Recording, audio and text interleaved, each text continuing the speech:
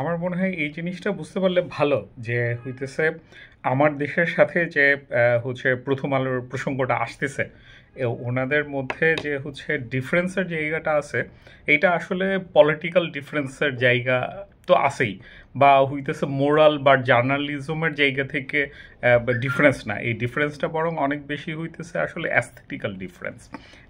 মানে পলিটিক্যাল ডিফারেন্সগুলিকে যেরকম হাইলাইট করা হয় যে যে ইয়ে হচ্ছে আমার দেশ হচ্ছে হচ্ছে এন্টি ইন্ডিয়ান, প্রথম আলো ডেলি স্টার ওনারা হইতেছে প্রো ইন্ডিয়ান, তারপরে হইতেছে ওনারা জার্নালিজমের কিছু শুদ্ধতা মেনটেন করে চলেন, হ্যাঁ, গুজব টুজব রটান না, কিন্তু এগুলি আসলে মেইন এগুলি এই ডিফারেন্সগুলি আছে। ওই সেকেন্ড যেটা মোরাল জায়গাটা বা এথিক্যাল জায়গাটা, এটাও আমার মনে হয় যে আসলে এস্থেটিক্যাল জায়গা থেকে আসছে। মানে ওনারা যে ইয়ে করেন না, মোরাল হিপোক্রেসিগুলি যে নাই সেটা তো না, সেটা তো এখন আমরা ধীরে ধীরে অনেকগুলো পয়েন্টে বুঝতে পারবো। যেমন একটা পয়েন্টে খুব ভালোভাবে বুঝতে পারবেন, সেটা হইতেছে যখন স্কাইপি আলাপটা হচ্ছে 2012 সালের ডিসেম্বরে আমার দেশ পাবলিশ করছিল, তখন 2 দিন পর্যন্ত কিন্তু প্রথম আলোতে কোনো নিউজ হয় নাই।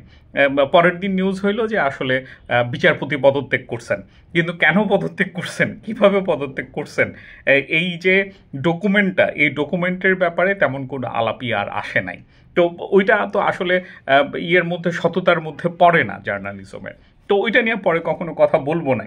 তো এই রকমের কিছু ব্যাপার আছে, কিন্তু মুশকিলটা হচ্ছে আসলে অ্যাস্থেটিক্যাল জায়গাটাতে। অ্যাস্থেটিক্যাল জায়গাটা কীরকম, আপনি ইয়ের ওই স্কাইপের আলাপ যেহেতু আসলো, ওখানের হেডলাইনগুলি আপনি পড়বেন। আমার দেশের এর আগেরও যে হেডলাইন ছিল বা এখনও যে হেডলাইনগুলি হইতেছে, যেমন আজকের হেডলাইনটা কীরকম যে হইতেছে ঢাকা অ্যাটাক। তো এইটাকে কিন্তু কখনোই হচ্ছে যে শুদ্ধ সুশীল যে পত্রিকাগুলো আছে, যেটা কালচারাল এস্টাবলিশমেন্ট আছে বাংলাদেশের, এটা কিন্তু কখনো ঢাকা অ্যাটাক লিখবে না, এরা লিখবে যে ঢাকা আক্রমণ করার কথা বলেছিলেন।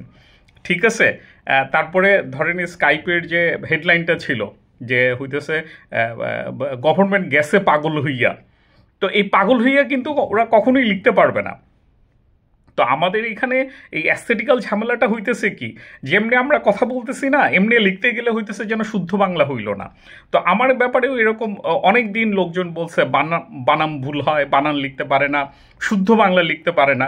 তোরে ভাই, তোদের শুদ্ধ বাংলা কে লেখে? তো ওই শুদ্ধ বাংলা তো আমরা লিখবো না, ওই অ্যাস্থেটিকে তো আমি সাবস্ক্রাইব করি না। একটা হচ্ছে ভুল বানানে লেখা, আরেকটা হচ্ছে ওই শুদ্ধ বানানে লেখা। এই যে অ্যাস্থেটিক্যাল প্যারামিটারগুলি সেট করা হয়েছে আমাদের এখানে, এই প্যারামিটারগুলি প্রবলেমেটিক।